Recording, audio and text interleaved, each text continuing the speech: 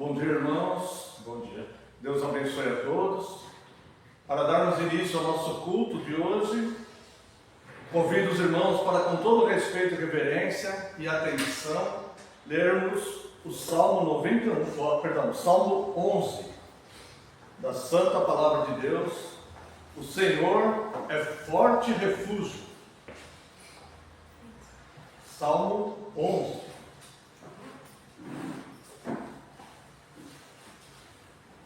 Salmo de Davi. A leitura do Salmo 11. No Senhor me refugio. Como dizeis, pois, a minha alma, foge como pássaro para o teu monte? Porque eis aí os ímpios armam o arco, dispõem a sua flecha na corda, para as ocultas dispararem contra os retos de coração. Ora, destruídos os fundamentos, que poderá fazer o justo? O Senhor está no seu santo templo. Nos céus tem o Senhor o seu trono. Os seus olhos estão atentos, as suas pálpebras sondam os filhos dos homens. O Senhor põe à prova ao justo e ao ímpio, mas ao que ama a violência, a sua alma o abomina. Fará chover sobre os perversos brasa de fogo e enxofre, e vento abrasador será a parte do seu cálice. Porque o Senhor é justo, Ele ama a justiça, os retos lhe contemplarão a face. Convido a Santa Amada Igreja que se coloque em pé. Louvemos a Deus com santo temor e fervor através do Salmo 11. Louvemos a Deus.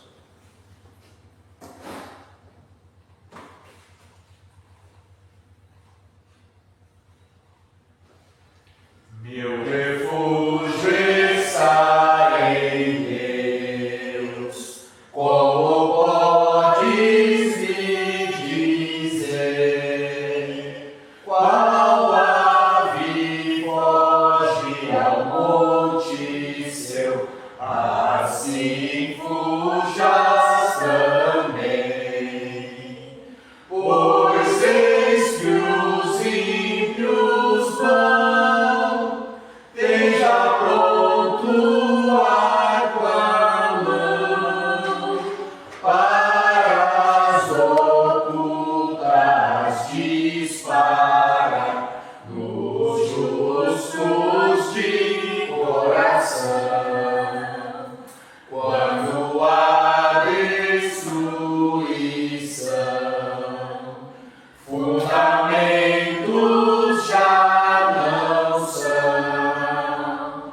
Que pode o justo fazer então, se nesta vil condição?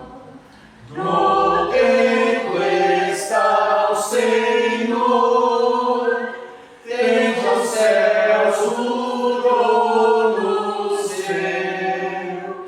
Seus olhos sondam com atenção os filhos dos homens vê, e ao justo aprova Deus, mas odeia o homem mau, e aquele que violência faz, Deus o abomina já.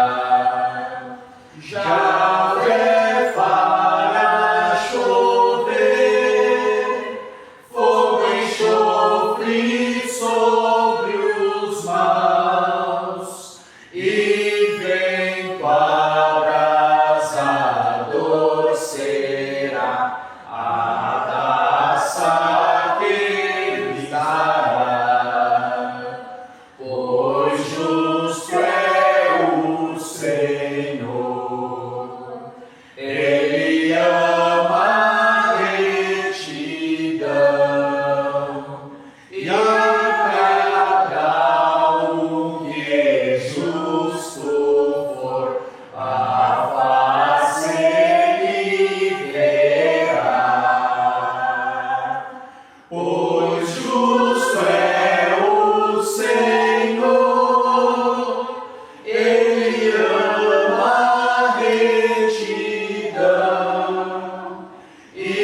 cada um que justo for, a face me verá.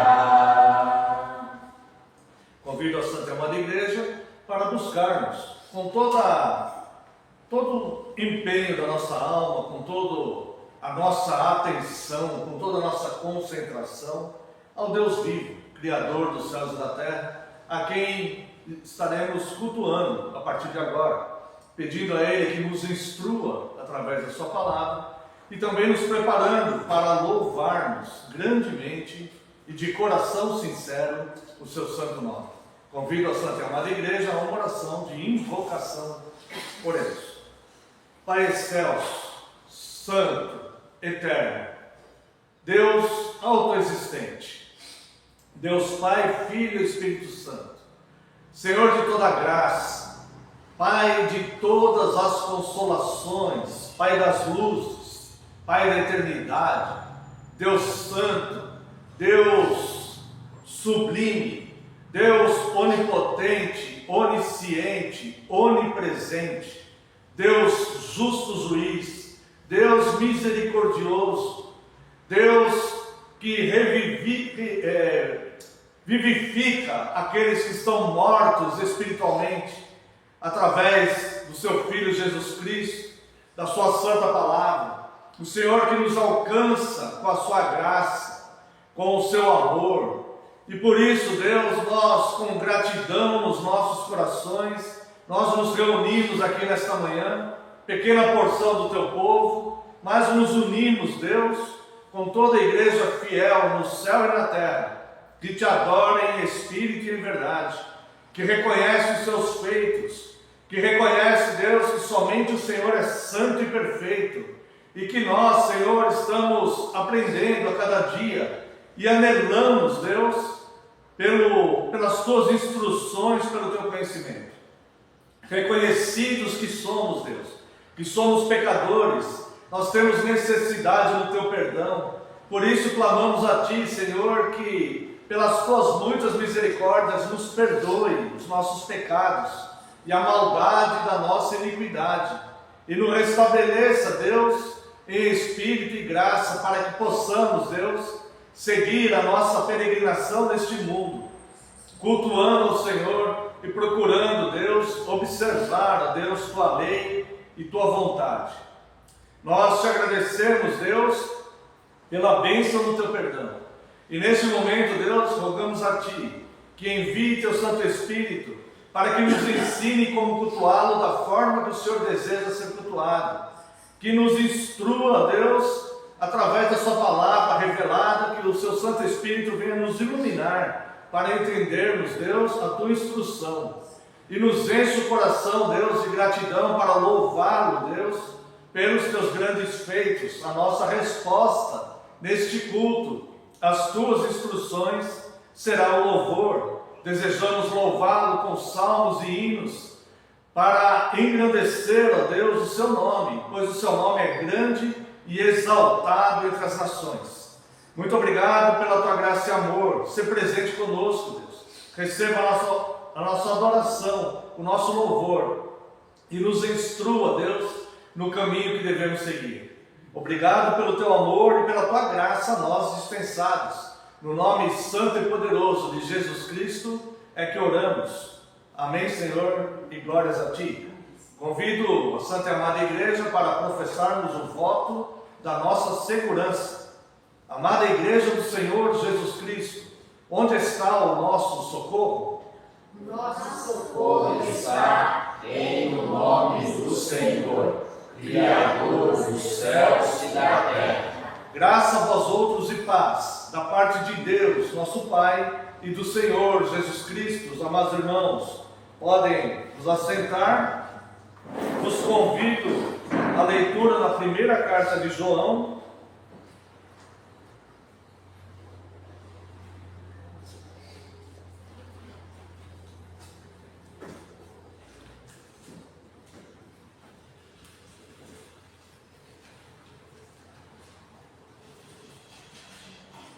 capítulo 2,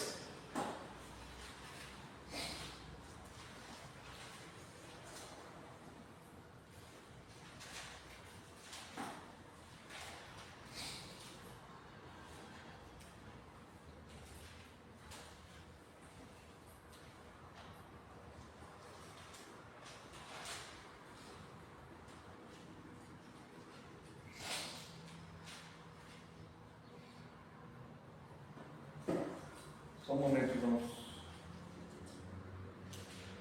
Primeira carta do apóstolo João.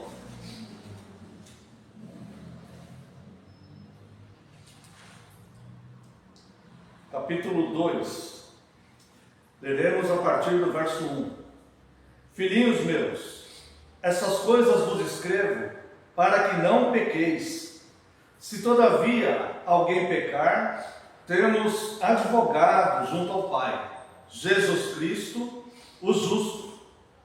E Ele é a propiciação pelos nossos pecados, não somente pelos nossos próprios, mas ainda pelos do mundo inteiro.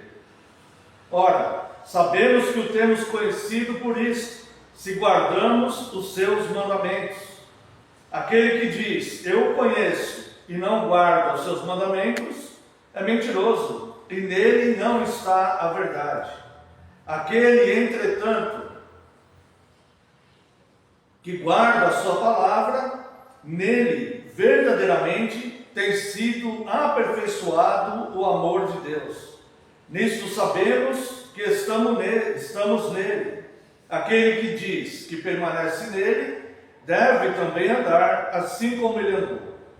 Amados, não vos escrevo um mandamento novo, senão mandamento antigo, o qual desde o princípio tivestes. Este mandamento antigo é a palavra que ouvistes. Todavia, vos escrevo um novo mandamento, aquilo que é verdadeiro nele e em vós, porque as trevas se vão dissipando e a verdadeira luz já brilha. Aquele que diz estar na luz e odeia seu irmão, até agora está nas trevas. Aquele que ama seu irmão permanece na luz, e nele não há nenhum tropeço.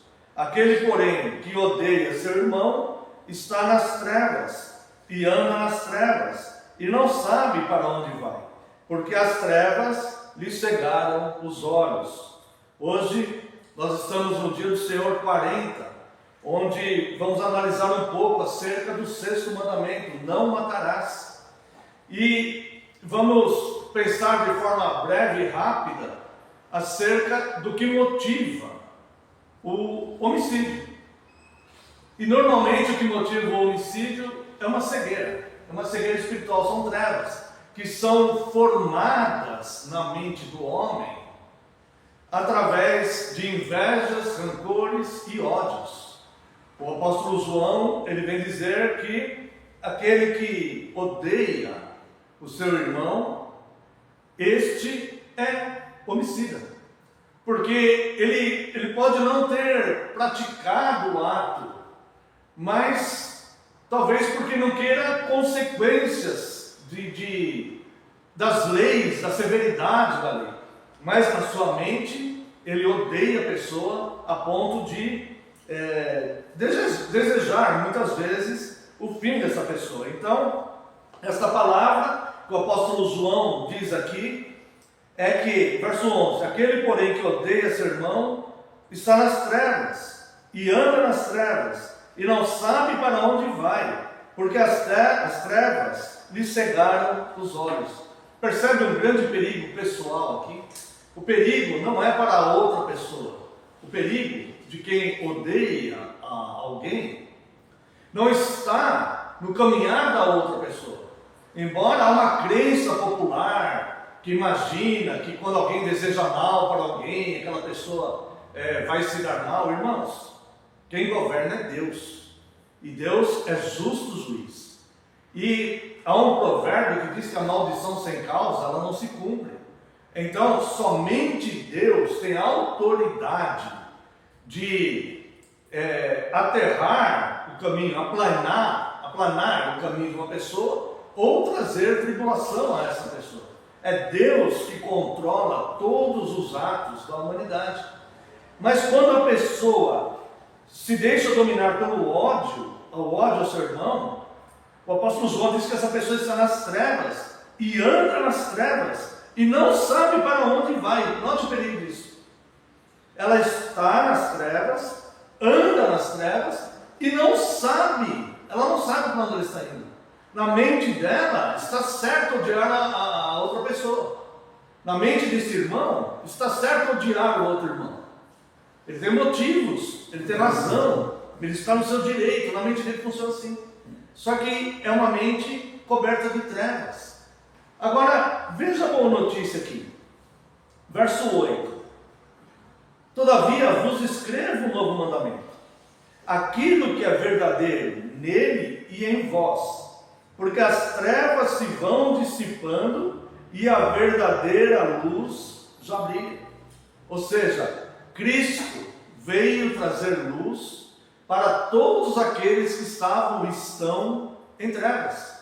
Existe luz do mundo, que é Cristo.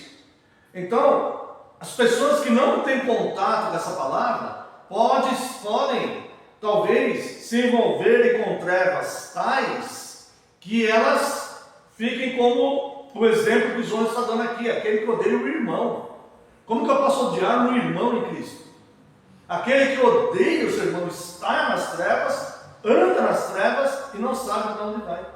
No entanto, João, como apóstolo, vem pregando Cristo e lançando os fundamentos doutrinários da igreja, que é Cristo. Cristo é o fundamento. E Paulo diz que ninguém pode pôr outro fundamento. E Cristo sendo o fundamento, ele é a luz do mundo. Então, o simples fato de haver rixas e contendas entre o povo de Deus, já é derrota completa. Então, nós precisamos dissipar essas trevas. É a única forma de dissipar essas trevas, que muitas vezes nos invade a mente e a alma, é através da luz de Cristo. Por dois motivos. Primeiro, por obediência e gratidão a Cristo. Nós devemos andar na luz, como Ele é luz. Se Ele é a luz do mundo e nós queremos segui-lo, nós devemos andar na luz. Segundo, porque permanecer nas trevas não vai adiantar nada na intenção daquilo que uma pessoa que odeia tem. Porque quem vai se prejudicar é a própria pessoa que odeia. Quem vai se prejudicar diante de Deus é a própria pessoa que odeia e não a pessoa que está sendo odiada. Porque aqui diz que quem está nas trevas, está em trevas, anda nas trevas e não sabe para onde vai. Ou seja, essa pessoa não sabe o que está fazendo. Ela não sabe para onde vai. E João então vem trazer luz a essa situação. Então, irmãos, nós vamos neste momento nos dedicar a uma oração de confissão a Deus, reconhecidos que todos somos falhos e pecadores. Talvez não estamos odiando alguém, mas possivelmente temos algum pecado não confessado, pecados recentes, talvez, quem sabe até dessa semana, quem sabe até dessa manhã. Assim é o ser humano, infelizmente. Então nós vamos pedir a Deus, com toda a sujeição a Ele, que nos perdoe nossas falhas e pecados. E se o Espírito Santo, como temos o hábito de fazer cada domingo, com uma situação que o Senhor Deus coloca para meditarmos, para refletirmos. Se o Espírito Santo nos mostrou que temos odiado alguém, ou que odiamos no passado, ou que coisas de muitos anos atrás, tem pessoas que trazem rancores desde a infância e não conseguem se libertar daquilo. E muitas vezes vivem amargurados na vida por coisas que aconteceram muitos anos atrás. Muitas vezes mais de 30 anos, 40 anos, até mais muitas vezes.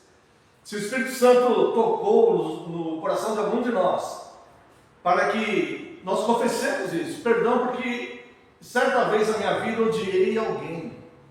Se o Espírito Santo nos tocou para isso hoje, que é o dia do Senhor 40, vamos, se sentir o desejo voluntário, óbvio, confessar e pedir perdão a Ele, porque, como diz aqui, todavia vos escrevo um novo mandamento. O apóstolo era capacitado e enviado por Cristo para escrever os mandamentos.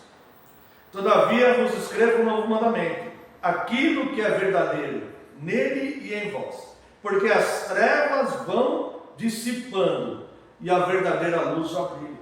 Então, se nós algum dia, alguma vez na nossa vida, odiamos alguém, tivermos sentimento de ódio por alguém, nesse momento, o Espírito Santo de Deus nos convida, gentilmente, para trocar as trevas que nos seguem e que não nos permite ver para onde estamos andando e fazendo.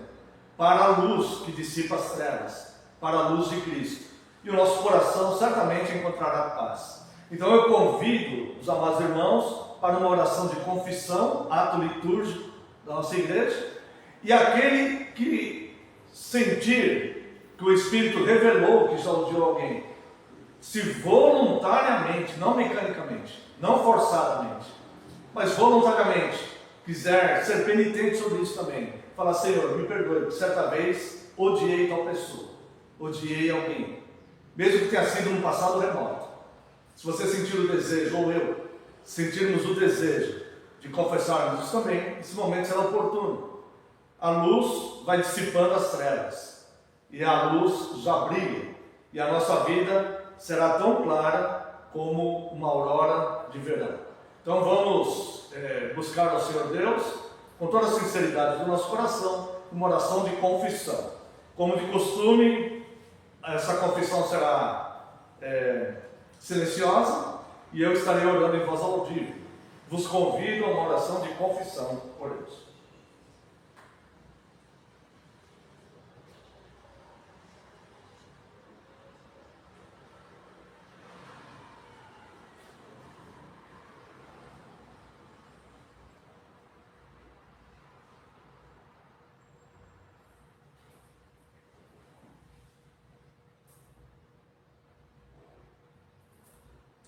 Santo, precioso e benigno Deus, louvado seja o teu nome, louvado seja o Senhor, pelas tuas obras fantásticas, Deus, maravilhosas, pelos teus grandes feitos na história da humanidade, até antes do homem, do Senhor ter criado o homem. Grandes coisas o Senhor faz. E nós te louvamos também, Deus, pela tua palavra que nos instrui, Deus, que é de fato a tua luz, que vem dissipando as trevas. E nós te agradecemos, Senhor. Muito obrigado. Obrigado porque o Senhor nos revela com a tua luz, que aquele que está em trevas, anda nas trevas, não sabe para onde vai. Mas o Senhor Jesus Cristo veio instalar o teu reino no coração dos homens, e Ele é a luz do mundo, e a sua palavra, que é o Verbo, vem nos trazer luz, ó Deus, para que possamos nos livrar desses sentimentos que nos escravizam, Deus, que fazem os nossos ossos secarem, que faz, ó Deus, vivermos em amarguras constantes. Nós te agradecemos, Deus, porque a tua luz nos liberta, nos livra, e por isso, Deus, nós somos, por isso e por tantas outras coisas que o Senhor faz por nós somos gratos a Ti. Muito obrigado, Senhor. Muito obrigado. Muito obrigado porque isso é vida para os nossos ossos. É saúde mental para nós. É alegria para os nossos corações. É nos libertar de grilhões, Deus, que nos aprisionam muitas vezes por tantos anos. Quanto tempo perdido, Deus. E nós te agradecemos porque a Tua luz, ó Deus, ela vem dissipar as trevas. Como diz a tua santa palavra, muito obrigado. Nós apelamos pelas tuas muitas misericórdias e lhe pedimos perdão, Deus, pelas nossas falhas, pelos nossos pecados. Pecamos por pensamentos, pecamos por ações, pecamos pela falta de ação muitas vezes, negligências, omissões, pecamos por palavras, pecamos por atitudes. E nós lhe pedimos sinceras desculpas. E se nós ofendemos alguém, se nós machucamos alguém, nós pedimos que o Senhor abençoe essa pessoa. Pedimos que o Senhor nos perdoe. E se algum dia na nossa vida, Deus, nós odiamos alguém, nós pedimos sinceras desculpas ao Senhor. E queremos total absolvição deste mal, para que sejamos livres, Deus, e possamos segui-lo com graça, com alegria, com paz, com saúde espiritual, saúde física, saúde mental. Nós te agradecemos, Deus, porque o Senhor é um Deus que completa a sua obra em cada um de nós. Obrigado pela tua graça e amor, obrigado pela bênção do teu perdão. No nome santo e poderoso de Jesus oramos. Amém, Senhor, e glórias a ti. Quero convidar a Santa e Amada Igreja para louvarmos a Deus com o Salmo 16.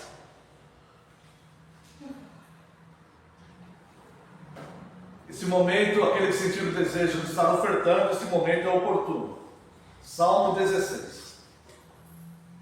Guarda-me, ó Deus, pois em ti eu me abrigo. Minha alma diz que tu és meu Senhor. Além de ti, outro bem eu não tenho.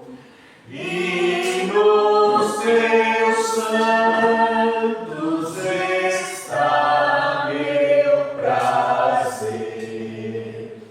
Há muitas punições, penalidades mil, para quem por deuses trocar o Senhor.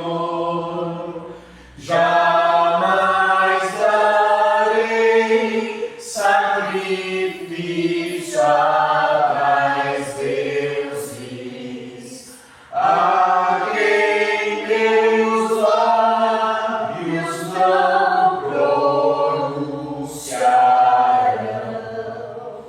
És minha taça, Senhor, minha herança, da minha sorte o arrimo tu és. Tem as divisas em áreas amenas. Minha herança é formosa e sem par. Bendigo ao meu Senhor, que a mim conselhos traz, e à noite o coração vem me ensinar. Tenho, Senhor, sempre a minha presença. Ele à direita, ao lado não sou.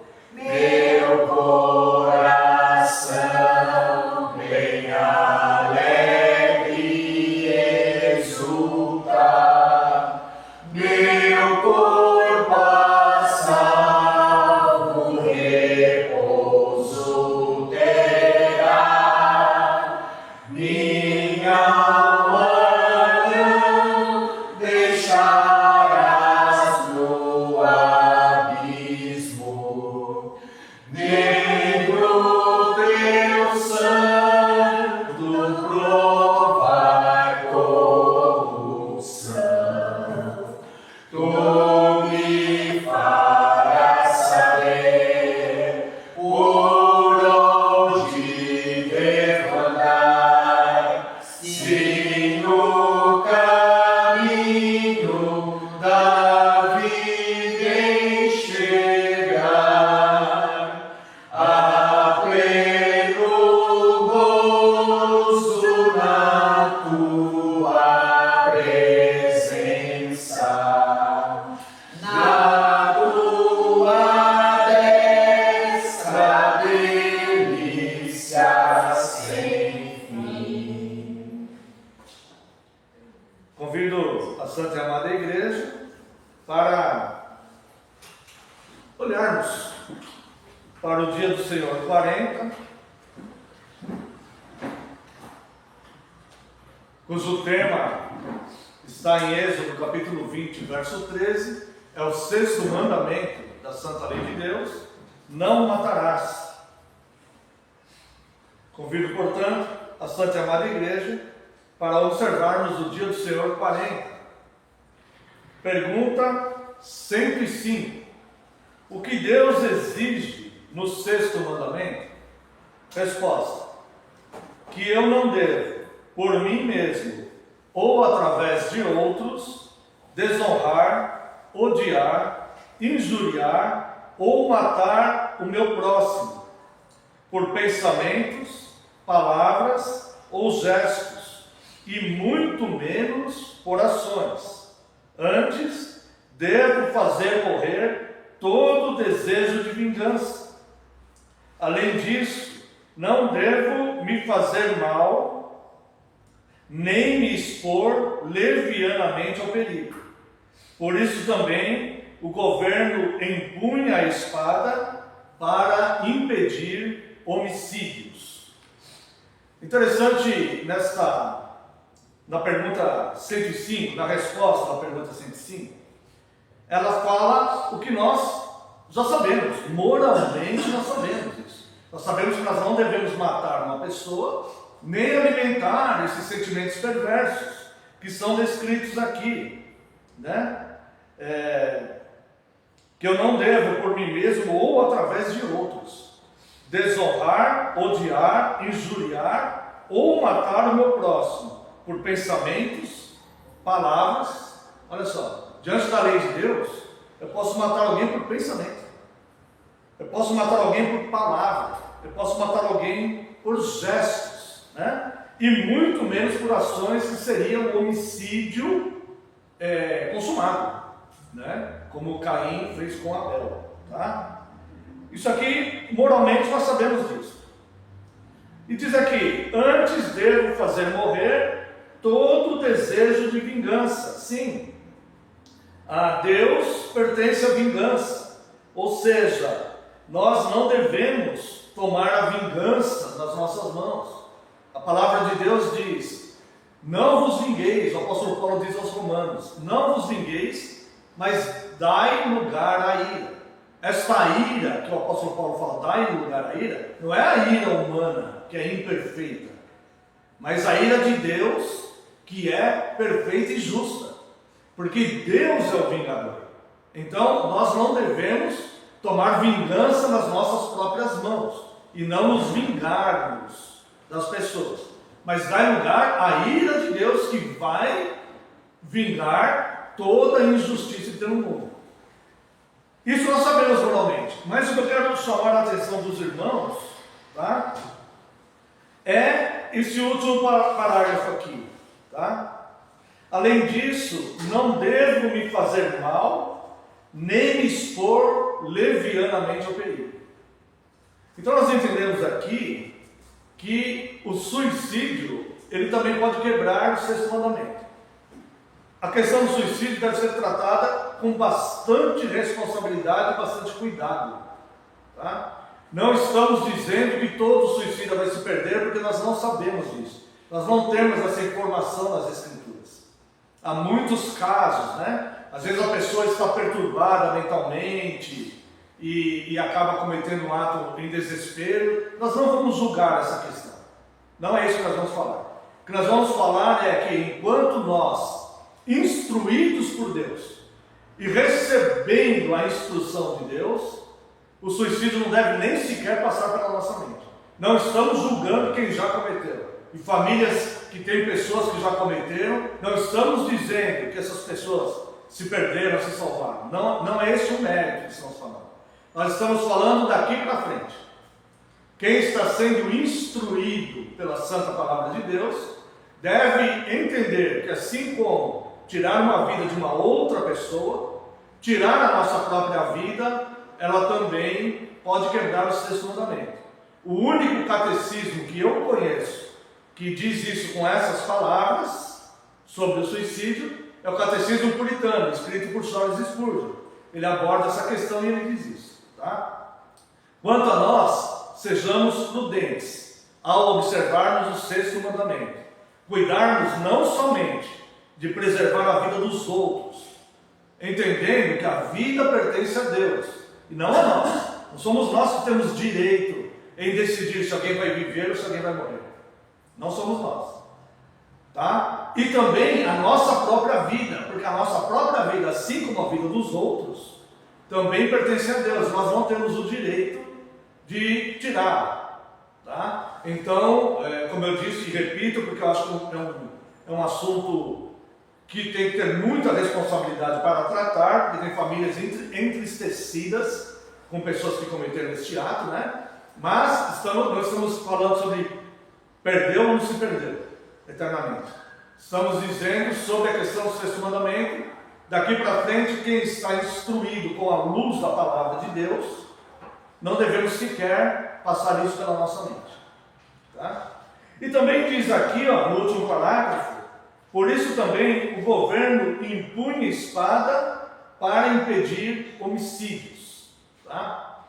Está lá em Romanos 13, que Deus institui as autoridades, e se você não faz o mal, não precisa temê-lo, tá? Mas aquele que faz o mal deve temer, porque a autoridade vai usar de espada. Deus instituiu isso. Tá? Então, eu peguei um texto aqui que não é meu, para explicar melhor para os irmãos, tá? Porque o objetivo do sexto mandamento é reconhecer que Deus é o autor e o dono da vida, e só Ele tem direito de tirá-la e preservar a existência das pessoas. Só Deus tem esse direito. Mas nós temos um texto aqui que é de Martin Lloyd Jones, tá? Não é meu. E eu quero ler aqui para os irmãos, porque é bastante interessante. Por quê? Porque as pessoas de fora da igreja, e até mesmo alguns que pertencem a algum segmento cristão, mas que não recebem instruções bíblicas, porque sabemos que existem vários segmentos cristãos que não instruem os membros da igreja, né? Muitos questionam, mas se Deus fala no sexto mandamento, não matarás, por que Deus mata pessoas? Ou seja, por que Deus tirou vidas, ou tira vidas de pessoas, né? E por que Deus, na sua lei do Antigo Testamento, Deus impetrou a pena de morte? Haviam 15 delitos passíveis de pena de morte no Antigo Testamento, né? E Martin Lloyd Jones, ele abordando essa questão, ele fala algo bastante interessante e eu quero compartilhar com os irmãos, tá? Ele diz isso no seu escrito, na sua exposição de Romanos 13. E ele diz, a pena capital é a pena de morte, né? A pena capital visa salientar e estabelecer a santidade da vida. Não há nela nenhuma qualidade vingativa, não é uma vingança. Se entrar algum elemento vingativo, será errado aplicá-lo. Não pode ser aplicado com vingança. Tá? O propósito da pena capital não é dizer, você tirou a vida de alguém, vou tirar a tua. Não é nada disso. O propósito dela é reivindicar o domínio de Deus sobre a vida e dizer ao homem que se ele ultrapassar esse limite, terá que ser privado de sua própria vida. A pena de morte por prática de homicídio se aplica, ou se aplicava, né? na Santa Lei de Deus. Então, a pena de morte estabelecida por Deus não era algo vingativo, tá? Mas era algo como, mas existe uma lei, homem nenhum tem direito de tirar a vida do outro, só Deus tem direito de tirar a vida, e se alguém ultrapassar esse limite e entrar no direito de Deus de tirar a vida do seu próximo, esse alguém deve ser punido com a morte. Tá? Então nós vemos lá em Números 33, 35, que a única expiação para o homicídio é o sangue do próprio homicídio. Então olha só como o sexto mandamento, ao meu ver, e eu creio que apologetas e teólogos e outras pessoas, outros cristãos concordem comigo, o sexto mandamento é o pecado, né? Ele previne o pecado mais odioso, o pecado mais perverso, o pecado mais sem desculpa, que é o homicídio. Tá? Então, nós devemos pensar no sexto mandamento como? Preservando a nós mesmos mentalmente, de não alimentarmos ódios, vinganças, sabendo que essas coisas, o Senhor é que fará vingança, de toda ofensa que sofremos, e que sofremos no passado, se estamos sofrendo agora, ou Deus permite que não, mas se sofrermos no futuro, o Senhor é que fará vingança disso. Nós não vamos tomar isso nas nossas mãos, né? Nós vamos nos conservar puros e alegres. Né? O cristão, ele não é alienado ou ignorante. Ele busca ser puro e alegre. Tá? Prudente e astuto também. Nós procuramos ser prudentes e astutos, mas não maliciosos, não maldosos, e sim puros e alegres. Ter um coração leve. Tá? Então, e também consciência leve. Então o cristão ele é assim. Seguindo aqui a pergunta 106. Mas esse mandamento fala somente de matar?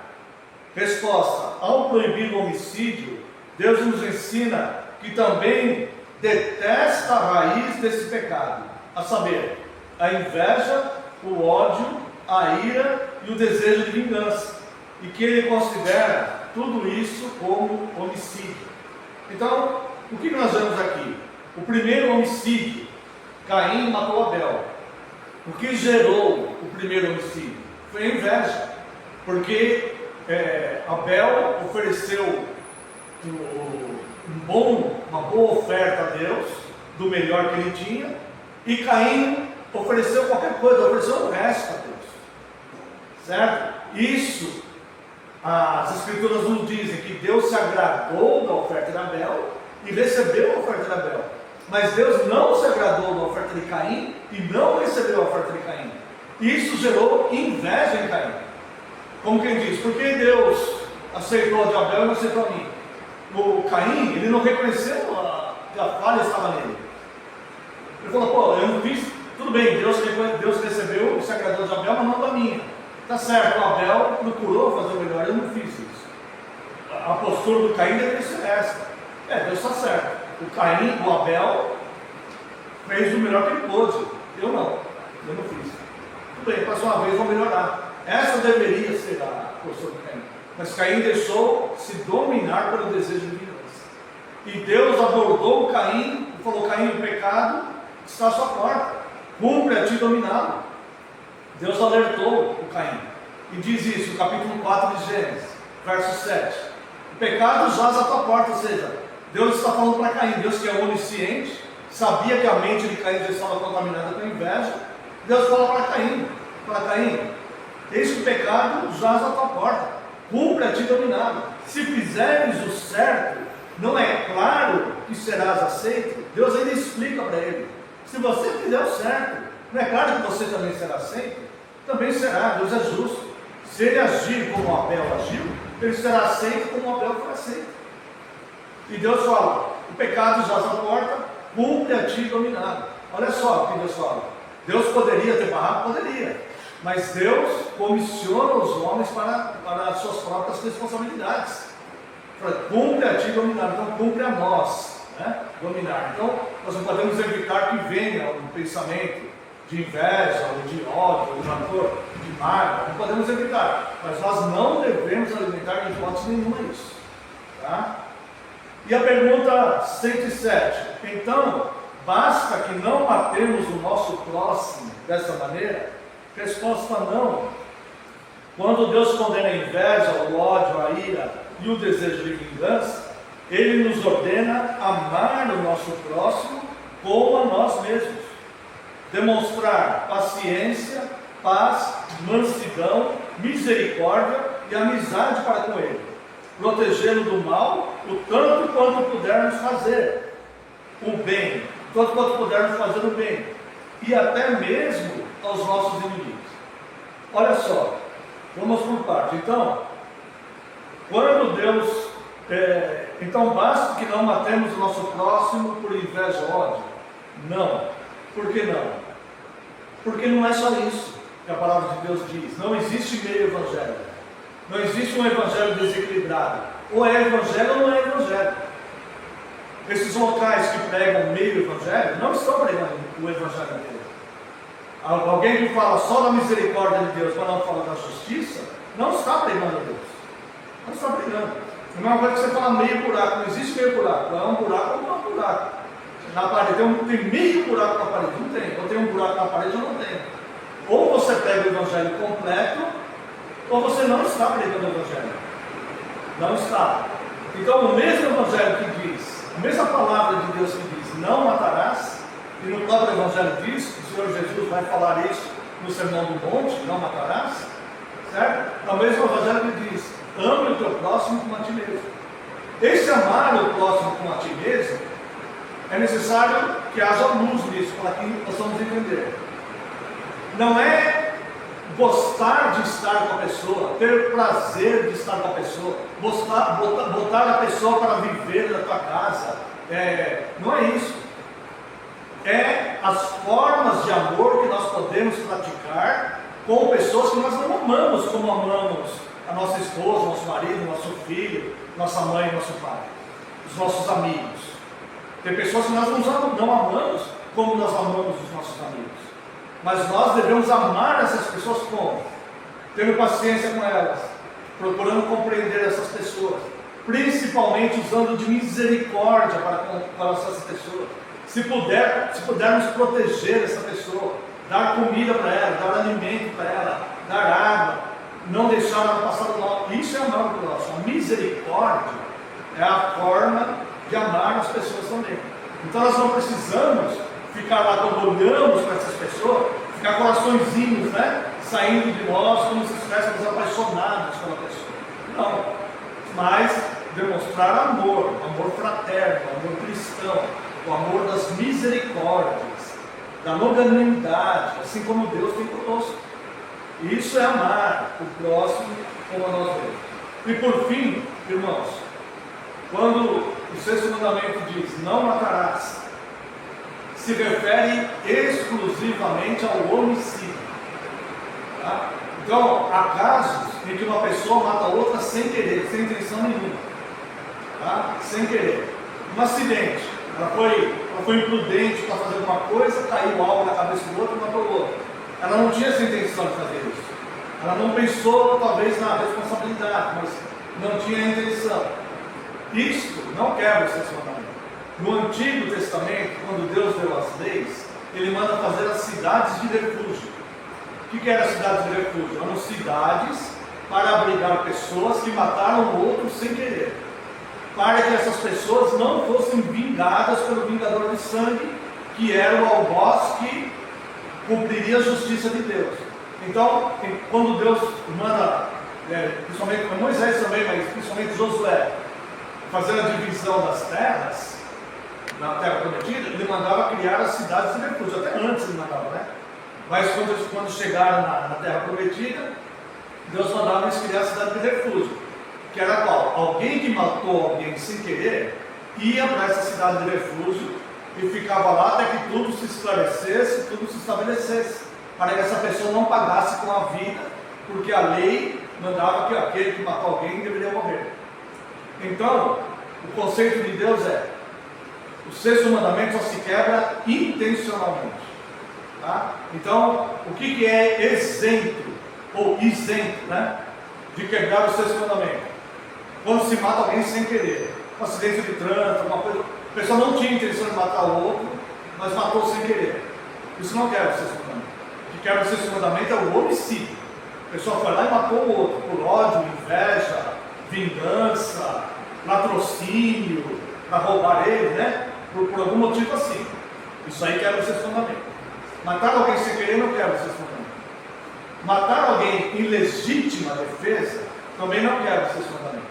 Matar alguém por defender a família, defender a esposa e os filhos, por exemplo, os netos, também não quebra o sexto mandamento.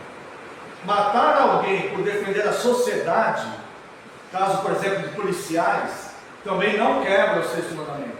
Ele está defendendo a sociedade, tá? Não quebra o sexto mandamento. E matar alguém em batalha, um soldado que está na guerra, e que é a função dele ali defender o seu país e tal, isso também não quebra o sexto mandamento.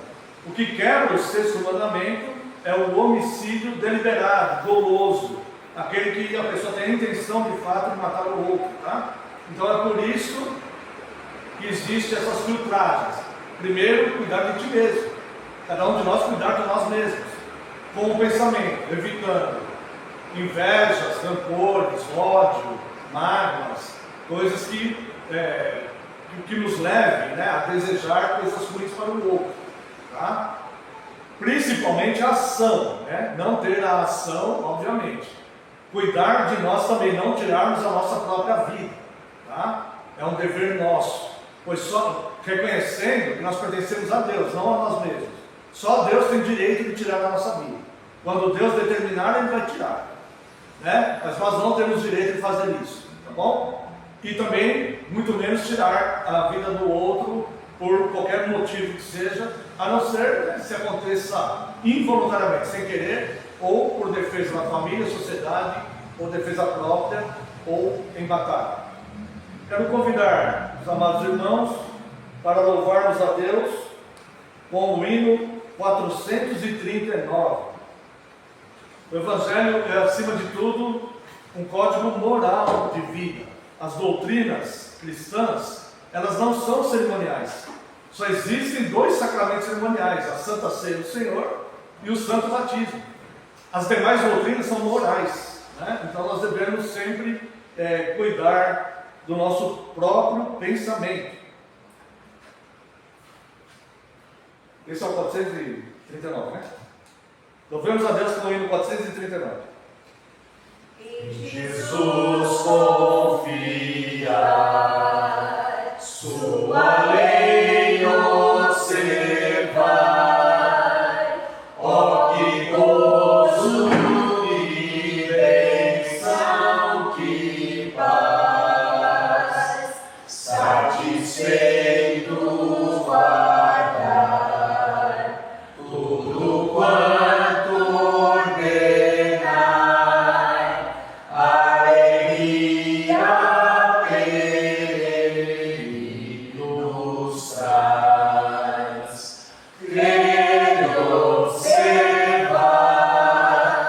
tudo quanto ordenai, o fiel obedece ao que Cristo mandar. O inimigo falas, a calúnia mordaz, Cristo sabe desprestigiar, nem tristeza, nem dor, nem angústia maior, pode o crente fiel abalar. Crer e observar tudo quanto ordenar, o fiel obedece ao que Cristo mandar. Que delícia de amor, comunhão com o Senhor, ter o crente zeloso e leal, o seu rosto mirar, seus segredos privar, receber seu consolo real.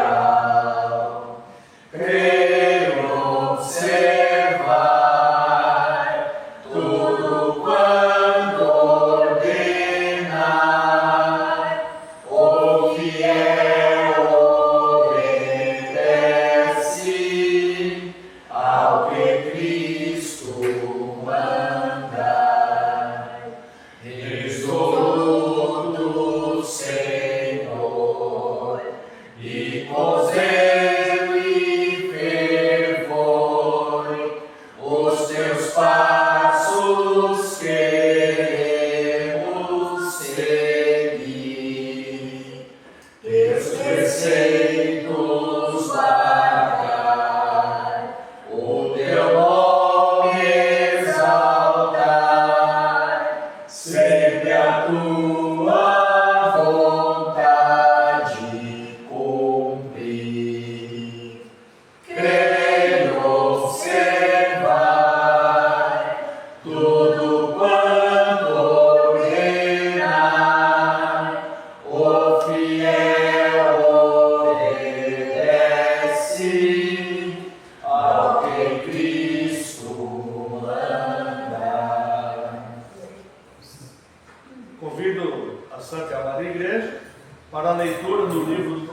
Isaías, capítulo 58.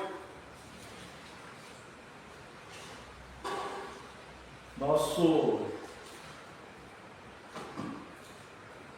tema desse sermão, que tem muito a ver com o dia do Senhor 40, não matarás, é o jejum. Isaías, capítulo 58.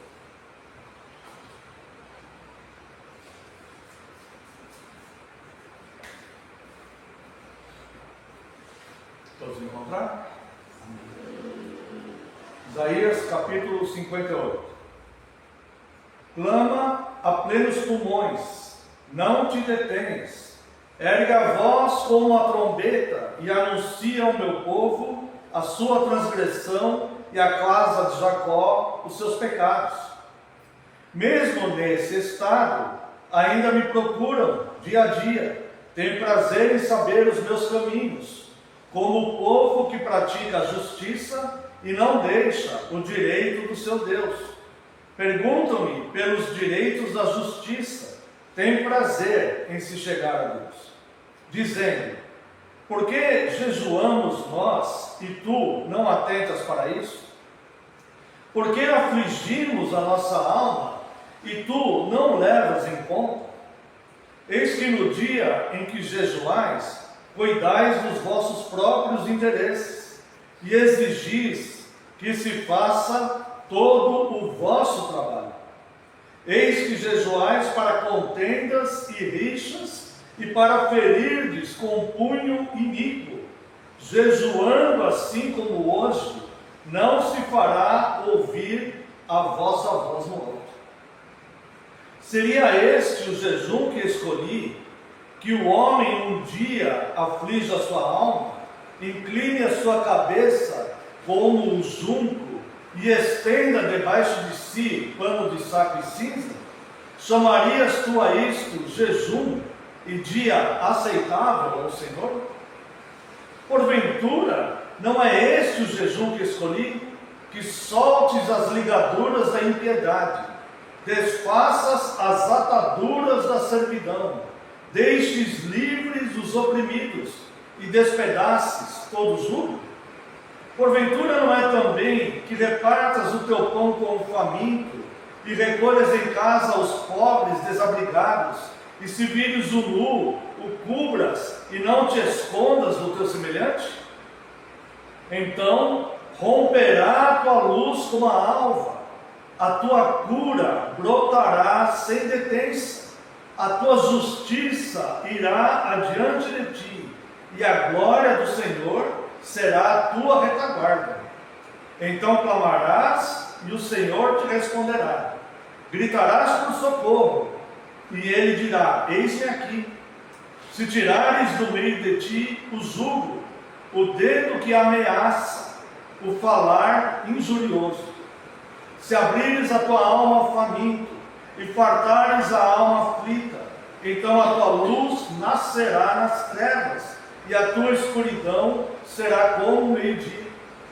O Senhor te guiará continuamente, fartará a tua alma até em lugares áridos e fortificará os teus ossos. Serás como um jardim regado e como um manancial cujas águas jamais faltam. Os teus filhos edificarão as antigas ruínas, levantarás os fundamentos de muitas gerações e serás chamado reparador de brechas e restaurador de veredas, para que o país se torne habitável.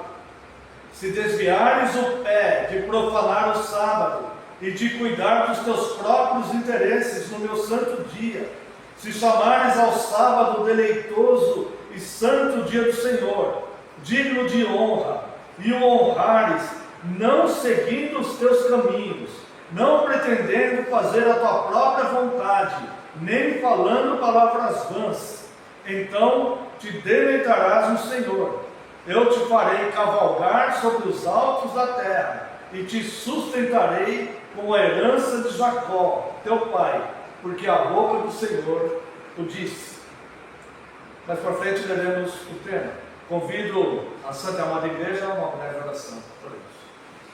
Pai gracioso, santo, eterno, perfeito, misericordioso, justo, nós te adoramos, Deus, te louvamos, te agradecemos.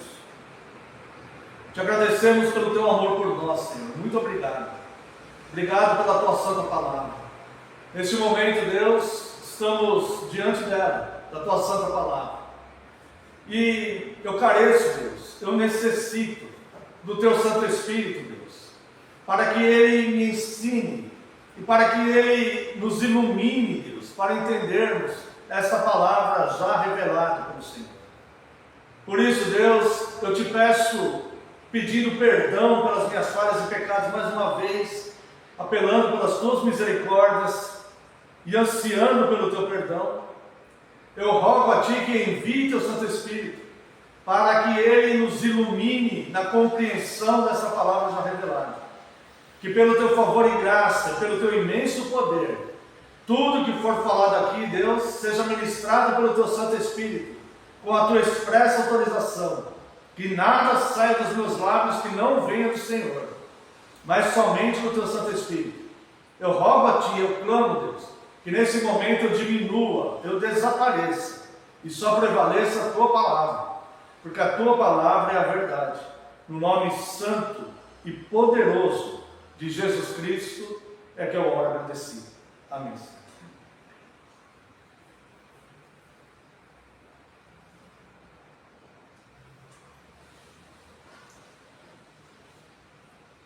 Amada Igreja do Senhor Jesus Cristo, vos proclamo Cristo, a fonte de todo o bem.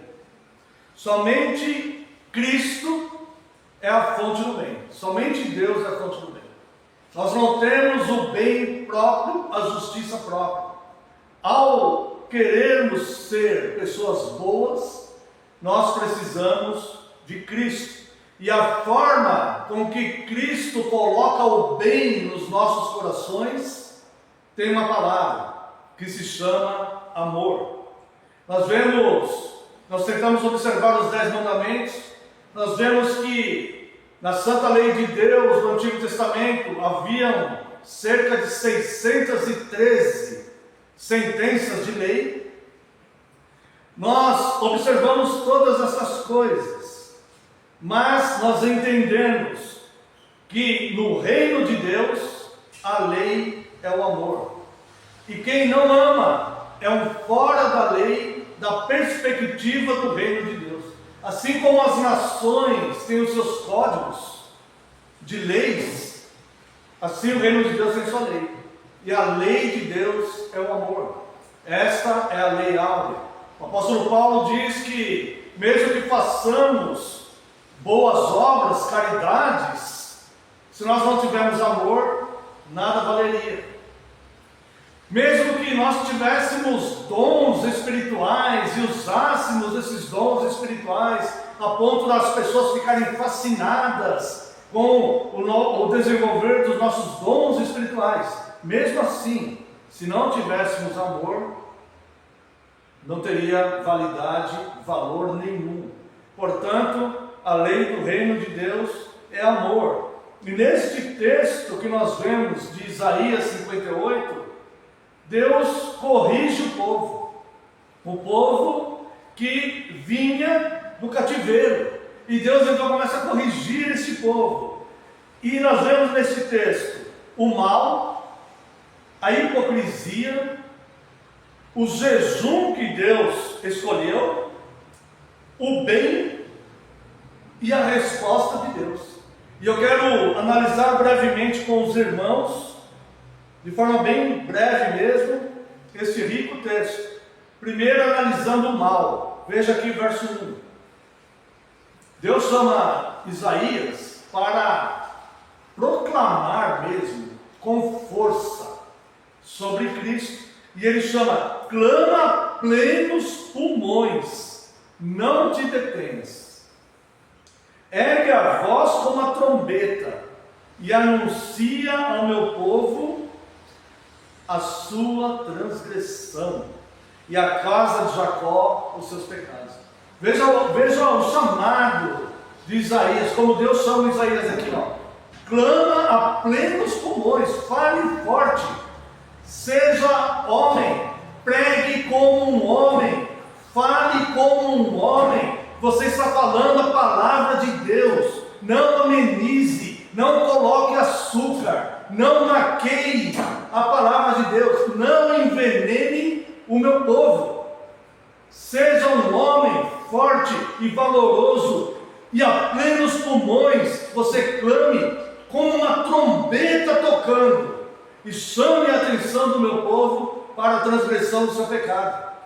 Não existe amor maior do que esse. Esse é o grande amor. Foi para isso que Deus enviou Cristo, o maior amor do mundo. Deus enviar seu Filho. Foi para isso, para que o homem vença o seu próprio pecado.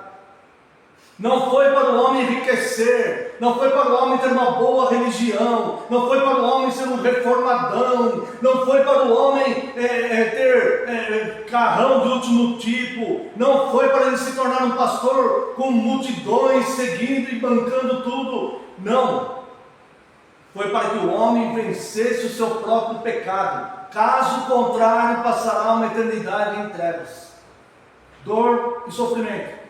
Então, o maior amor do mundo, imagina Isaías tendo que pregar a um povo que Deus fala que é um povo de dura serviço, homens rudes, homens, como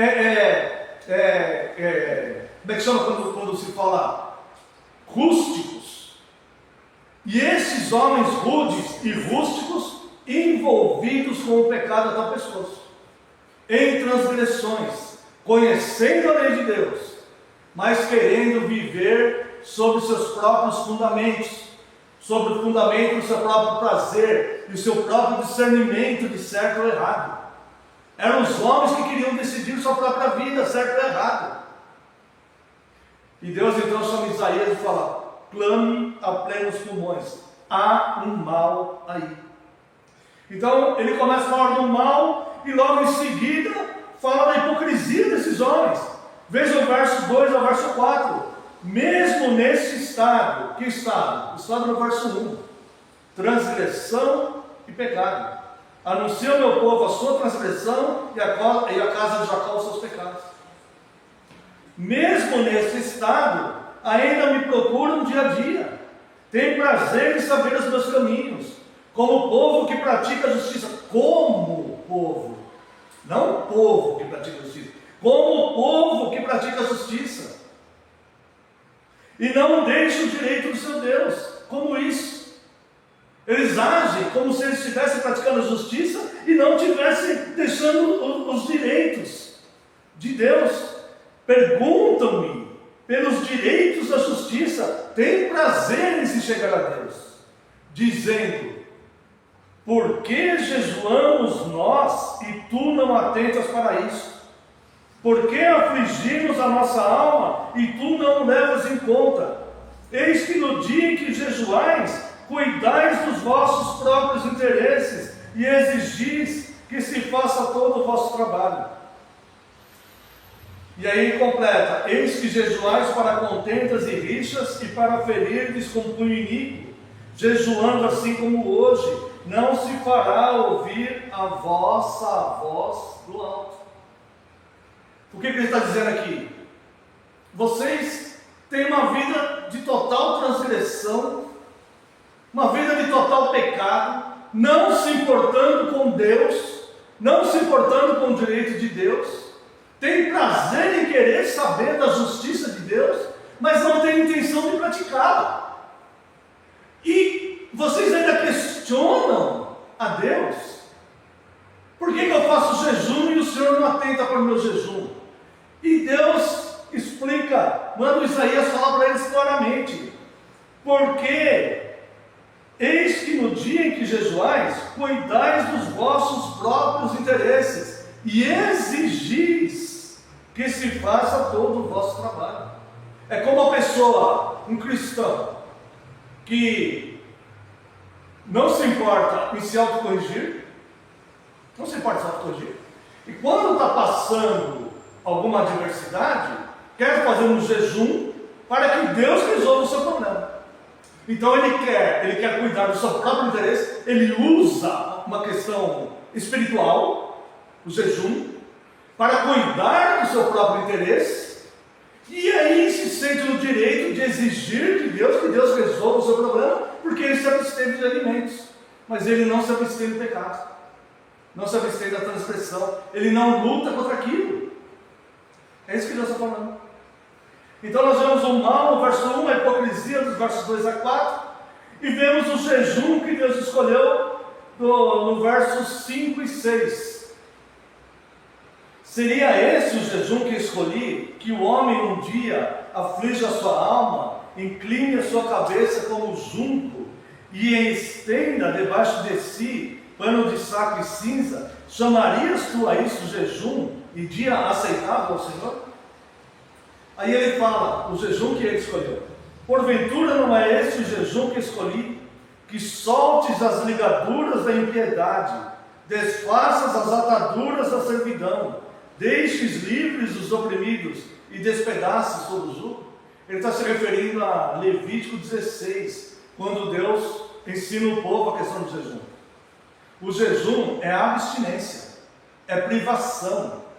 Mas o jejum ele tem sido usado há muitos séculos, como vemos aqui, desde o tempo de Isaías, como uma moeda de troca, uma barganha com Deus. Olha Deus, eu estou querendo tal coisa, eu preciso de uma solução, eu vou jejuar e o Senhor vai ter que resolver o problema. É isso que eles estão fazendo. E Deus fala, acaso o jejum que eu escolhi não é que vocês se desliguem das ligaduras da impiedade? Essa é a abstinência. Essa é a abstinência que eu decidi. Temos que fazer um jejum de alimentos também? Sim, para uma consagração a Deus sincera. Não para exigir que Deus cuide dos nossos interesses, mas como um ato pessoal nosso, sincero, de fazermos uma consagração a Deus.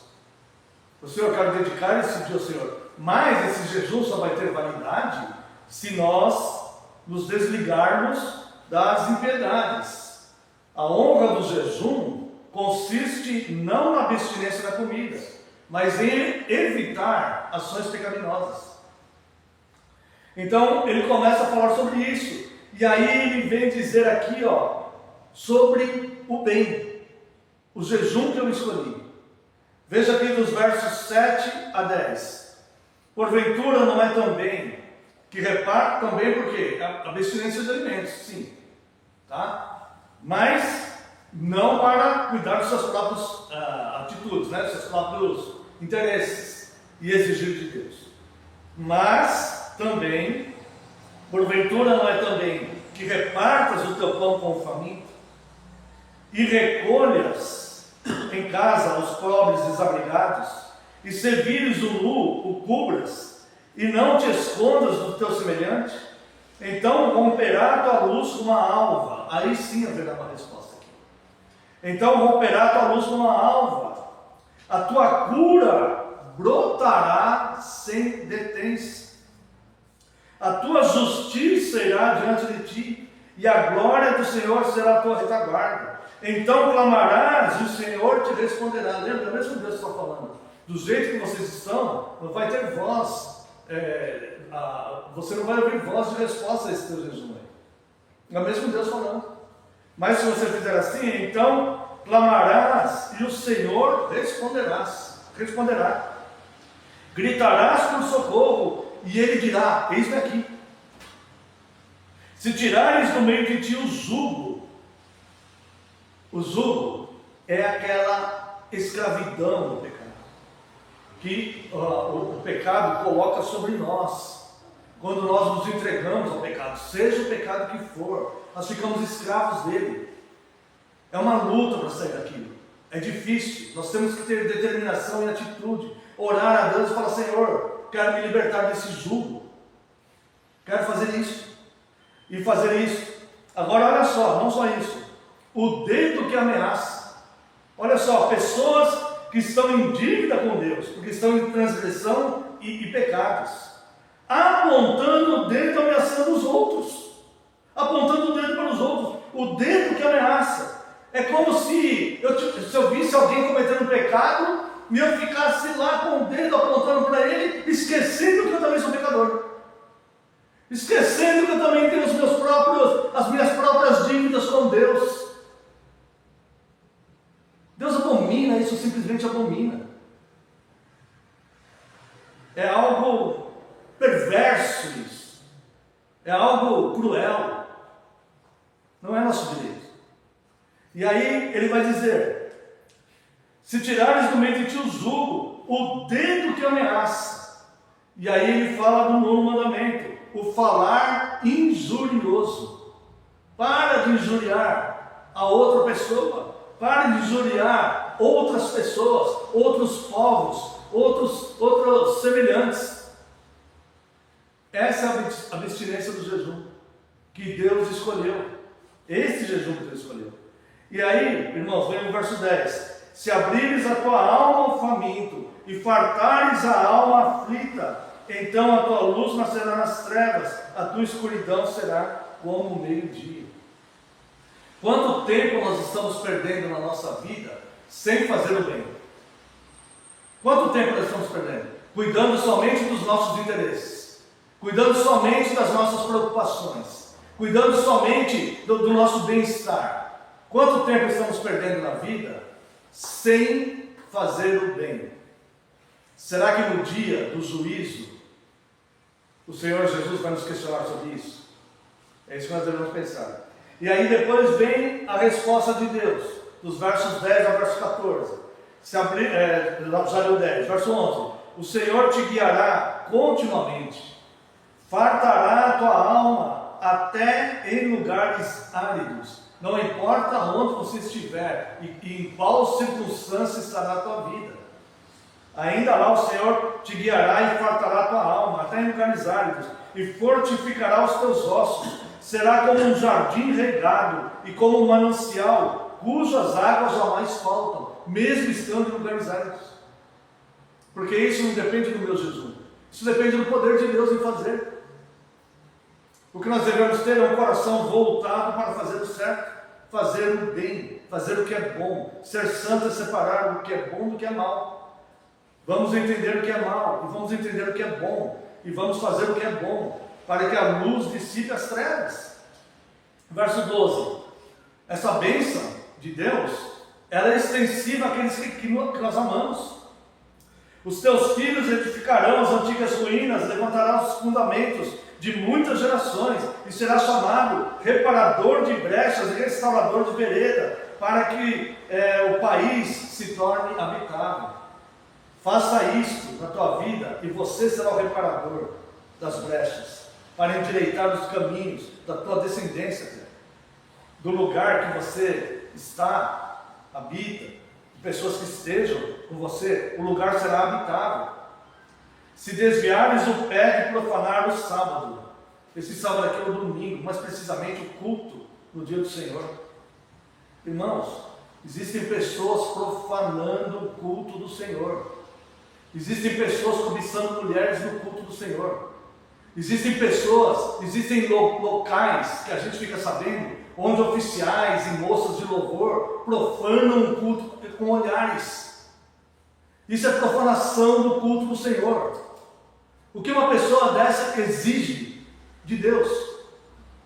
O que uma pessoa dessa vai buscar? Já não basta os nossos próprios pecados diários, cotidianos? Ainda temos que profanar o culto do Senhor? Precisa isso? Será que a pessoa não vê que está na ladeira abaixo? E que um abismo são outro abismo? E que a condenação virá repentinamente?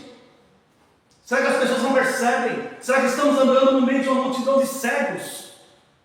Que com a sua boca proclamam a Cristo, mas profanam até mesmo o culto do Senhor. Pessoas que não louvam a Deus com o coração como uma resposta à instrução de Deus. O culto é pactual. Deus instrui, a pessoa não consegue louvar a Deus. Como dizem, não está nem aí. Onde vai parar isso? Será que Deus simplesmente vai falar, não, tudo bem, não tem problema não. Deus vai passar a mão na cabeça? Foi isso que Deus fez aqui com Isaías? Esse é o Deus que a gente serve? Um Deus que tanto faz o que você fizer aí, está tudo bem, que não está nem aí, como aquele pai que deixa o filho jogando videogame lá, ou vendo o computador o dia inteiro para não dar trabalho para ele, fica lá vendo qualquer coisa no computador, não sabe nem o que o filho está vendo lá. Não, pode ficar aí do jeito que você está, aí não tem problema não. Não, Deus não é assim não. Jesus falou, meu pai trabalha até agora. Está em plena atividade. O juízo de Deus se vê no mundo. Nós acabamos de passar uma pandemia. O juízo de Deus se vê no mundo. Existe consequência. Cada causa gera um efeito. As leis da física que Deus criou ensinam isso. Cada causa vai gerar um efeito. A lei da semeadura que Deus criou exige isso. O que você plantar é o que você vai colher. Nós estamos semeando todos os dias na nossa vida.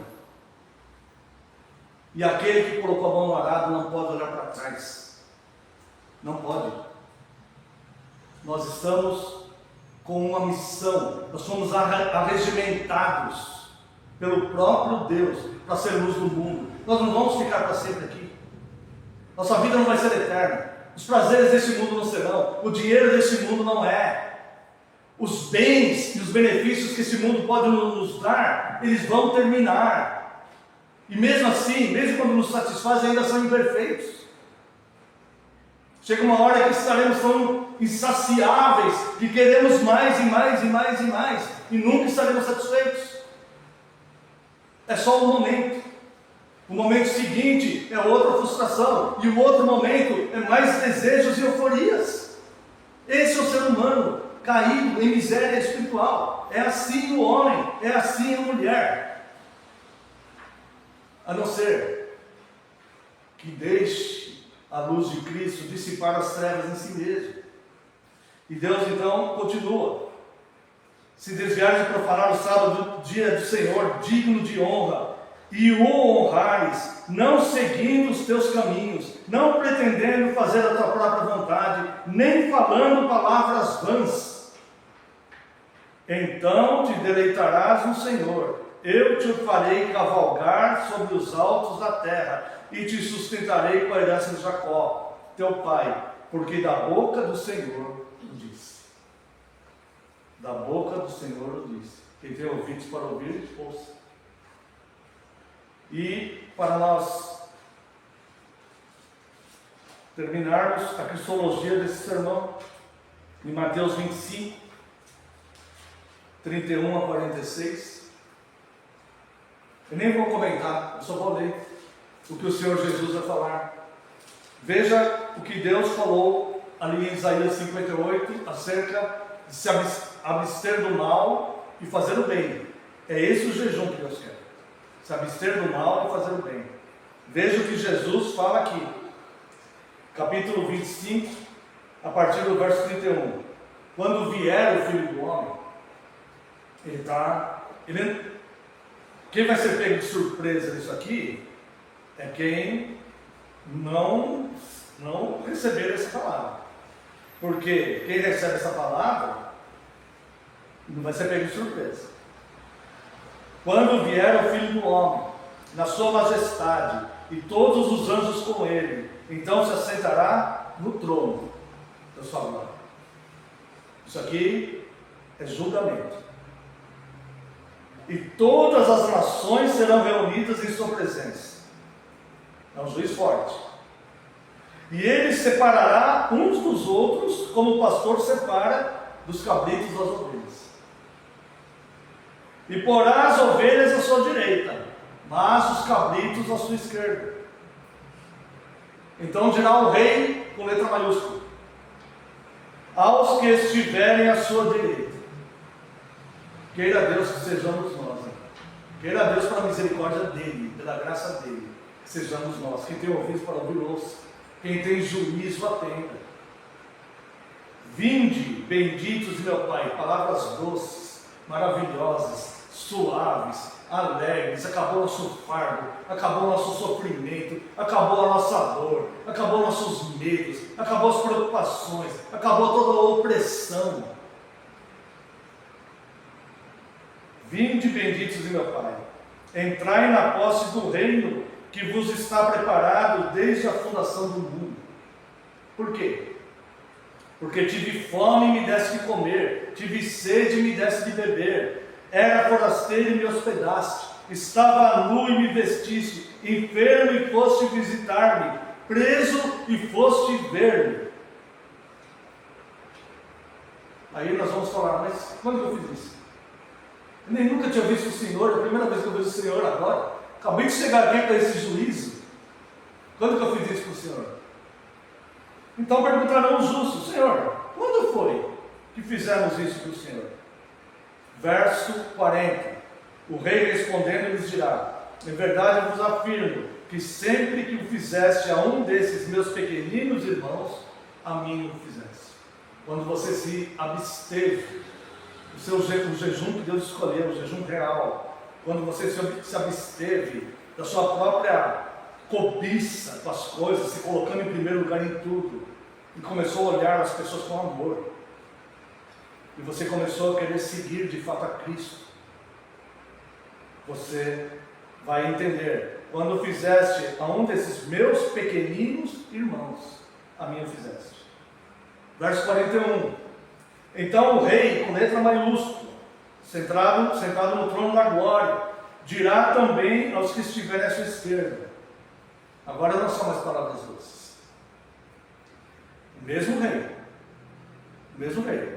mesmo ser: apartai-vos de mim, malditos, para o fogo eterno. Aqui não tem mais misericórdia. Preparado para o diabo e seus anjos.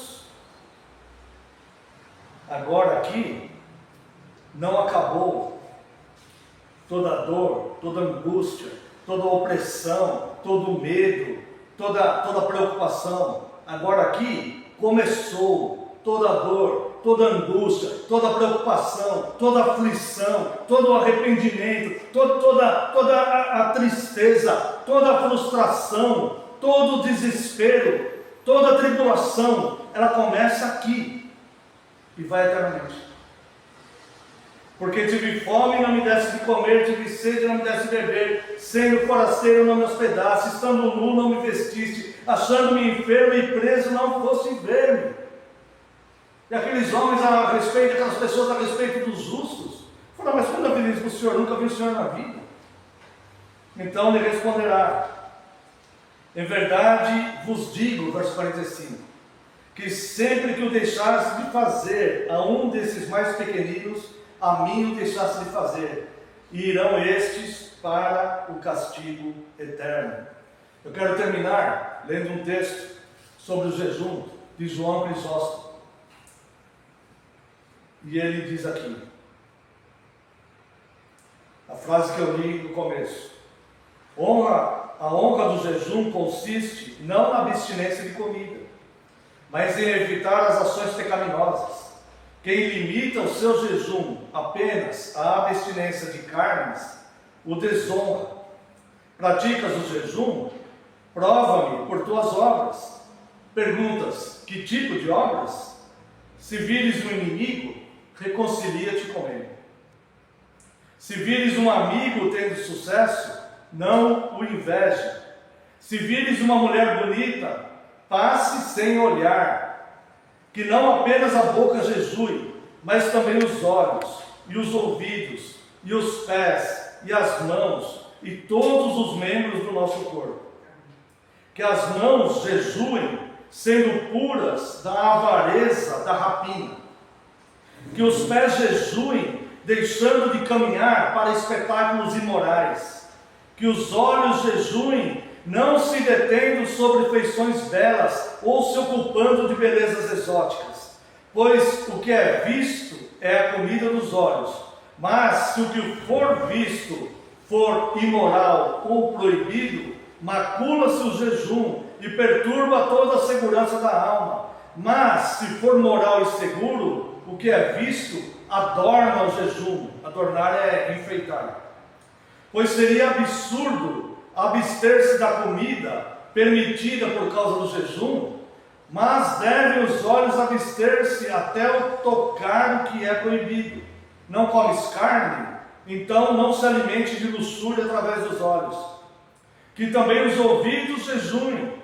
O jejum dos ouvidos consiste em recusar-se a ouvir assuntos perversos e calúnias. Não receberás notícias falsas. Já foi dito. Quando ele diz já foi dito, ele se refere ao 9º mandamento. Que a boca também jejue de falar coisas vergonhosas e de ficar reclamando. Pois que ganhas se te abstém de pássaros e peixes, e mesmo assim mordes e devoras o teu próximo?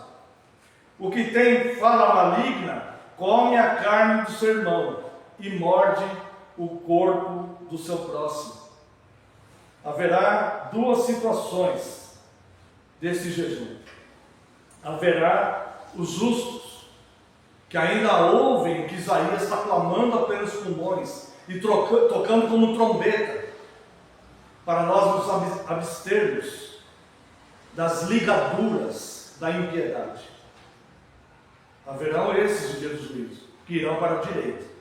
Mas haverão aqueles que serão totalmente dormentes, anestesiados, entorpecidos, e que para eles essa palavra não é nada.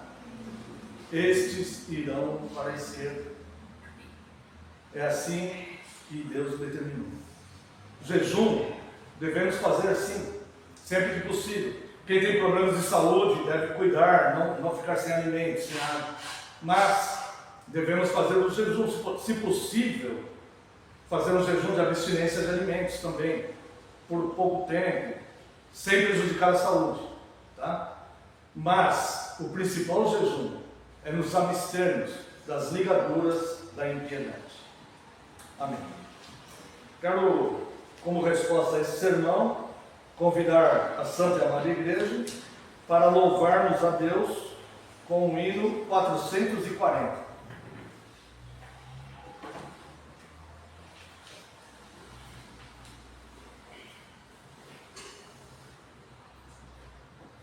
Vamos nós trabalhar, somos servos de Deus, nosso Mestre seguir no caminho dos céus, e no seu bom conselho, vigor renovar, diligentes fazendo o que Cristo ordenar.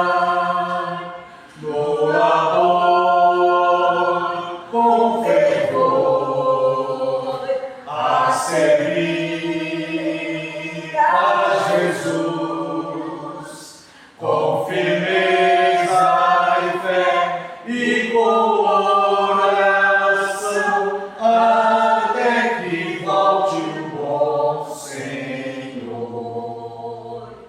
Vamos nós trabalhar e os famintos fartar, para a fonte os sedentos depressa levar. Só na cruz do Senhor nossa glória será, por Jesus salvação, por seu sangue nos dá. No labor com fervor a servir a Jesus com firmeza e fé e com oração, até que volte o bom Senhor. Vamos nós trabalhar aos perdidos, dizer que de Deus hoje mesmo perdão podem ter. Quem buscar ao Senhor redimido será, por Jesus salvação para sempre nos dá. No labor com fervor a servir a Jesus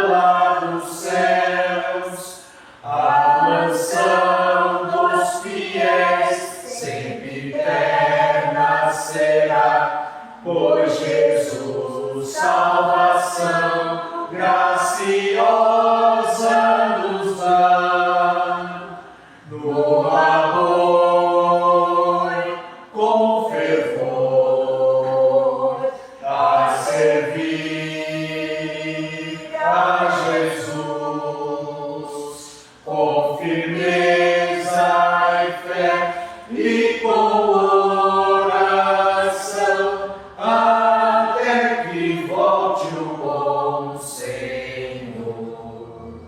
Os convido a uma breve oração, mesmo assentados. Pai Celeste, nós te louvamos, Deus, te agradecemos pela tua palavra e pelo teu ensino, Deus, nos relembrando o verdadeiro jejum que o Senhor escolheu e os cuidados pessoais que devemos tomar, Senhor. E pedimos perdão, Deus, porque sabemos que somos imperfeitos e falhos, mas nós queremos ter um coração voltado para fazer o certo, Deus, um coração voltado para sermos fiéis ao Senhor, e clamamos pela tua ajuda, Deus. Pedimos que o Senhor nos ajude, Deus, a sermos melhores e que nos perdoe nossas falhas e pecados.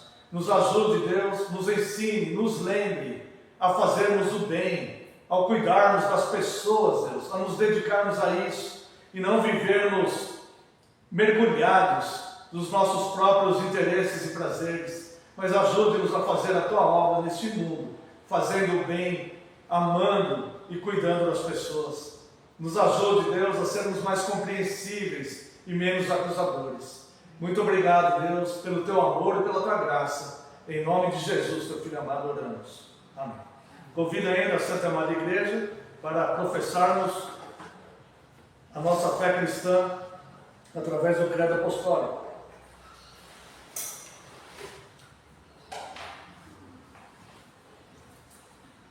Através dos 12 artigos do credo apostólico.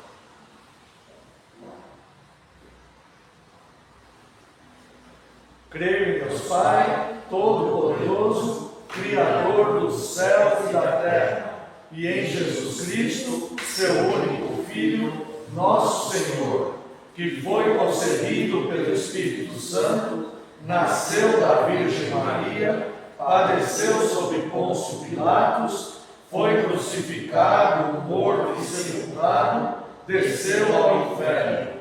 No terceiro dia, ressurgiu dos mortos, subiu ao céu e está sentado à direita de Deus Pai, Todo-Poderoso, de onde há de vir a julgar os vivos e os mortos.